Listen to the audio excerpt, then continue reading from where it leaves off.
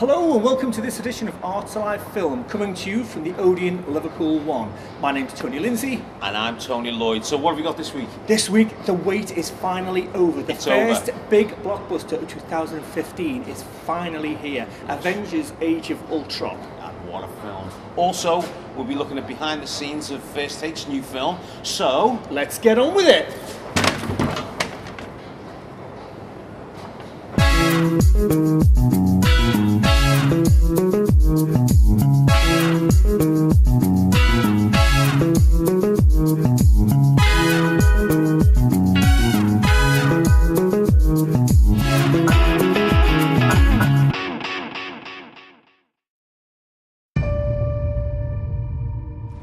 Okay, so here we are with Lewis Wright, events manager, Odeon, Liverpool 1, here to talk about the biggie, the first big blockbuster of 2015. Would you agree on that, Lewis? Apart from 50 Shades of Grey, which obviously isn't a blockbuster, and don't want to talk about that film. Yeah, enough said, yeah. Okay, so Avengers Age of Ultron. second of our Avengers films. Yeah, well, we've got the singles in between. Yeah. We've had Iron Man 3, we've had The Winter Soldier, we've had Thor Dark World. But now, I mean, what do we think? Downey Jr. Creates an artificial intelligence, a beast, Ultron. Who's going to protect the protectors? Going to protect the protectors, but of course it doesn't go quite that way. He develops his own ideas for what he's going to do to humanity, and Dud. yeah, No, all manner of chaos ensues. What do we think? Well, before we go on, let's just make a point. Lewis is a die-hard comic book fan, so this guy knows. He's got the inside track on the stories, etc. So it's good to have Lewis's intake on this. I thought it was, I really enjoyed it. It was reminiscent to me of when I first saw, I was saying this before, of early Ray Harryhausen stuff. I just thought the spectacle was fantastic. I thought the effects were incredible, what you'd come to expect, but there was some character stuff in there. Now I know I'm not into the comics as much. I am a comic reader, but not to that. On the film's merits alone, I thought all the money was on screen. Yes, I agree with that. And there was some great sections in it, but I think it just for 2.5 hours, it's a fast 2.5 hours for me. I just think the escapist element was incredible. I think, I enjoyed it. I had a really good time. I had a good time in the film. A good time with me 3D specs on. You're sitting in IMAX, didn't you? Oh, I watched it in IMAX 3D. Yeah. I saw it it was 3D a bit as special. well. It was like seeing a moving Viewmaster. It was brilliant. Okay, Lewis, your take on it. See, that's the thing, as we've mentioned, that I love comic books, and it's, which obviously we'll get into a little bit more later, but it's one of those things. I thought it was, popcorn film. I hate to use that expression, but absolutely. It was very big, bold. The first 10 minutes of the film are absolutely amazing. You're thrown straight in. But then for me, even from a comic book point of view, I thought the story lacked. I thought there was a little bit of points where, obviously, there's a few spoilers, but when Ultron actually comes into it, I thought there was going to be a bit more character development, even from without the comic books. I thought it didn't explain to you properly for people that don't know anything, why he's there. And considering Whedon did say it's designed for people who don't know the universe, who haven't seen it, so you didn't think you had enough No, I don't think it did. No, not at all. Oh, okay, that's interesting. I think as a non-comic book fan, I was okay. I didn't get lost anywhere. It was all. I just had fun. For me, it was 2.5 hours of pure. When we spoke, we thought some of the Thor elements was a bit scarce. Yeah, there is. There are scenes in the. I wasn't sure what was going on there. There are scenes in the Thor thing, but we've heard there's a 3-hour take. Version of this. Joss Whedon's got a 3-hour version of this somewhere, which would be great to see. So maybe that incorporates some of the elements we're not happy about. Well, hopefully, because there is certain bits in it that I just kind of I did think just weren't strong enough, to be honest. For example, again, we'll be jumping into the comic book side. Vision. I just didn't. Right. I didn't. Paul Vision. Bettany. Yeah, the Vision was designed to be like. Ultron, is sort of leader of his army to lead this annihilation, but it wasn't. It was time to Ultron wanted a new body. You know, so for me, that right, kind of so his vision had been really pared down. Yeah, so that kind of contradicts itself. You know, he wants to get rid of the human race, but then all of a sudden he wants to be in Paul Bettany and make himself look all attractive.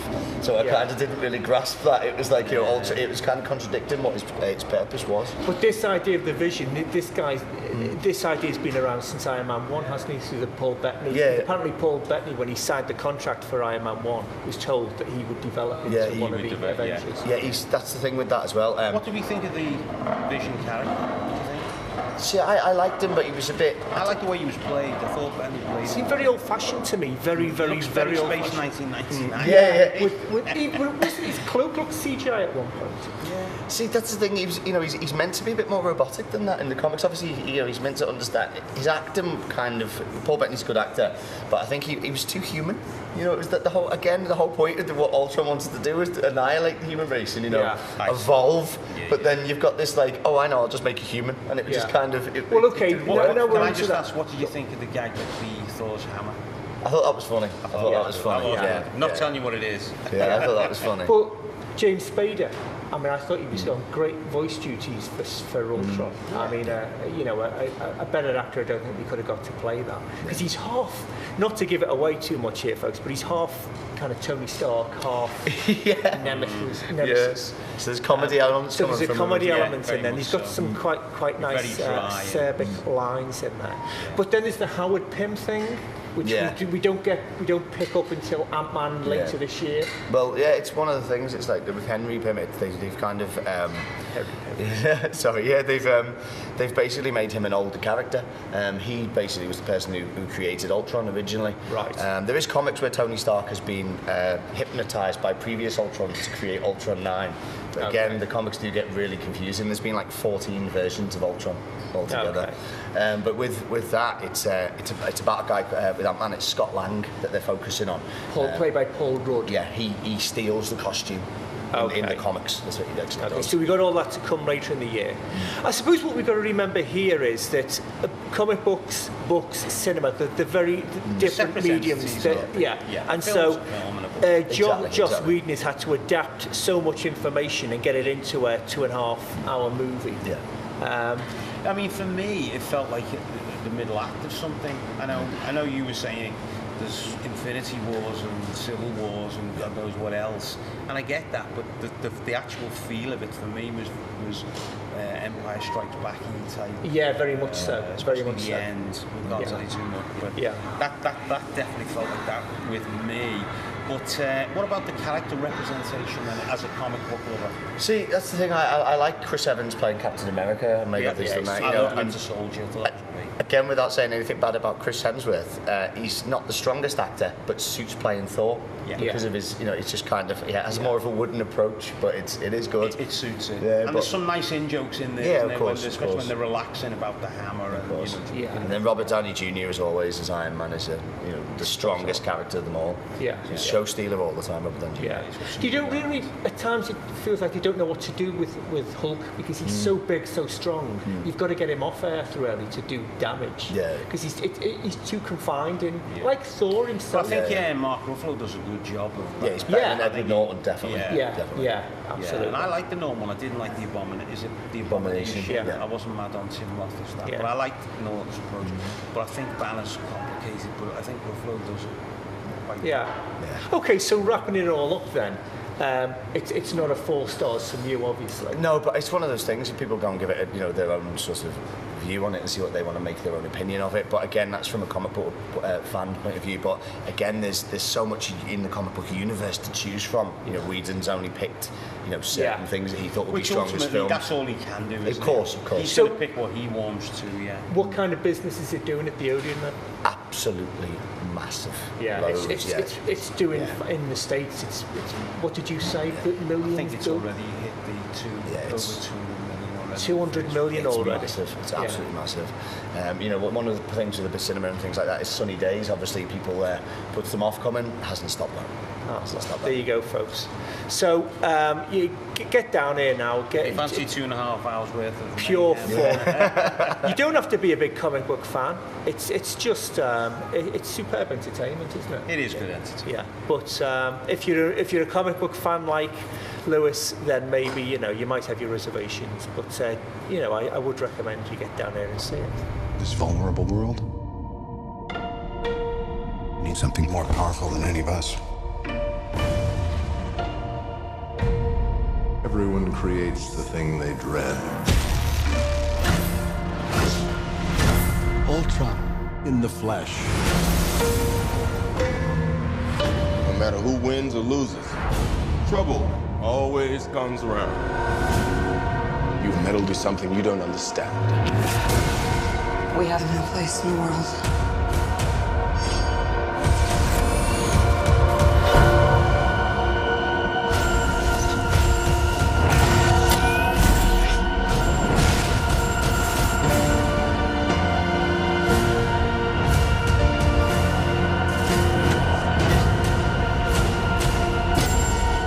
I'm gonna tear you apart from the inside.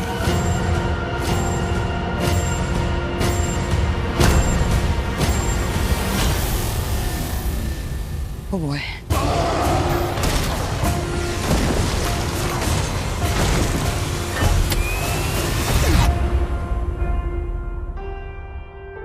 Okay, well, that's it for part 1. What have you got for them on part 2, Toe? So we've got a sneak peek at a making of Big Society the Musical, First Take's new film, and we'll also be looking at what's coming on your small screen.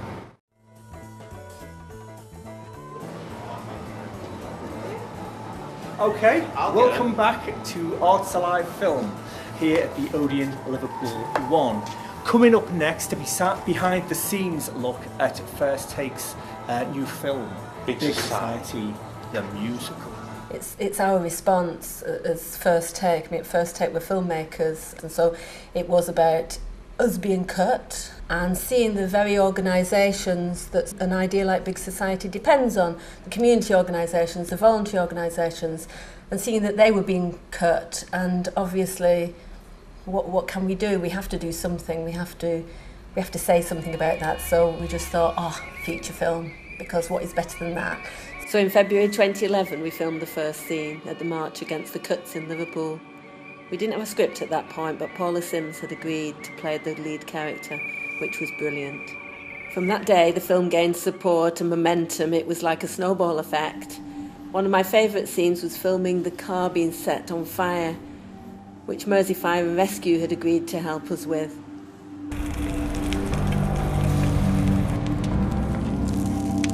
We're all in this together.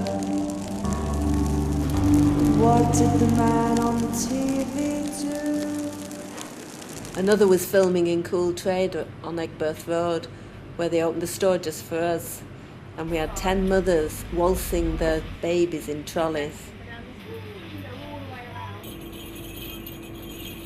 1, 2, 3, off.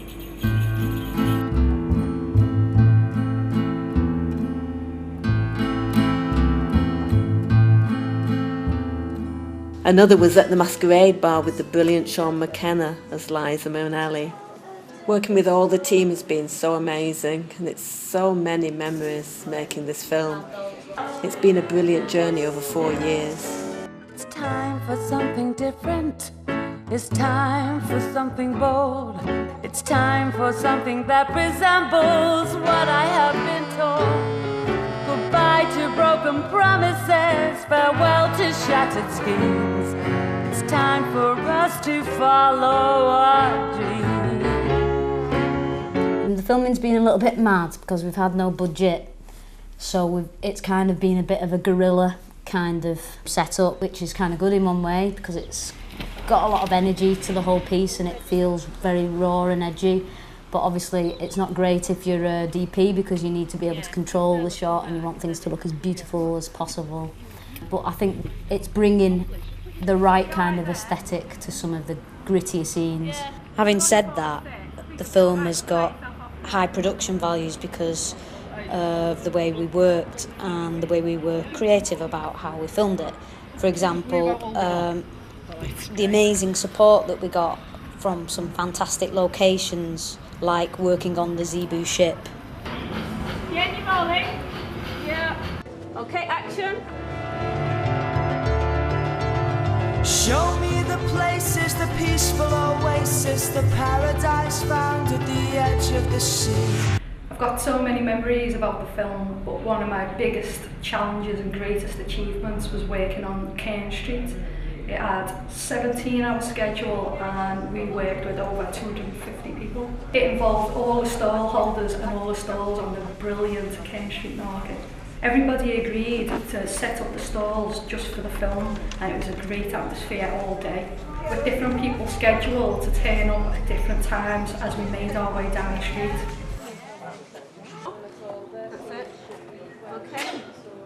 Okay, action. Got involved because it was a good opportunity to work with First Take, and I support kind of independent cinema and people doing things creative, particularly in an economic time of upheaval like this, where a lot of good people are losing jobs. So, and it was also good to work with Andy Frizzell, who's doing the music. I'm a big fan of his as well.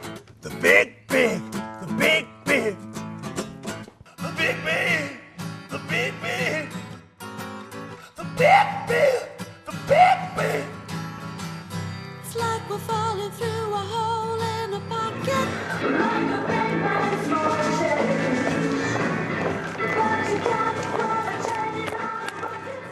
This song is kind of at the heart of what that exploration is of a big society. Some people call it diminished society, some call it society. It's kind of important since it's been flagged up as a catchphrase that we explore what it actually means. Some people call it a nation social energy. The big, big, the big, big.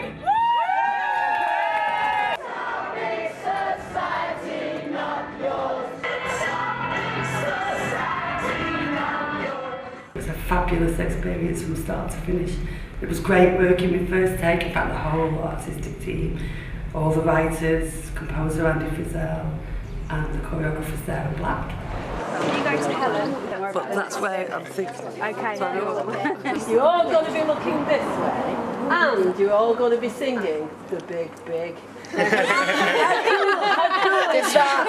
5, 6, 7, 8. Look to me. Big, big, the big, big. Place the big places. It's a big society, not yours. The logline for the film is when they don't hear you shout, sing, and it was such an amazing moment when I had 250 people round that corner on Sir Granby Street. We were all singing at the top of our voices. It's a big society, not yours. It's a big society, not yours. It's a big society, not yours. The big, big, the big, big. Yeah, 3 more words. It's a wrap! So that was First Take. Fantastic. Fantastic. Very interesting. I love First Take. When's that on? That's on. That'll be on Saturday, 2nd of May at 7:30. Get down and support them. Always doing great stuff. Well worth a visit. Great bunch of people. What's now? Okay, now it's our usual feature, previewing some of the films coming up on your small screen.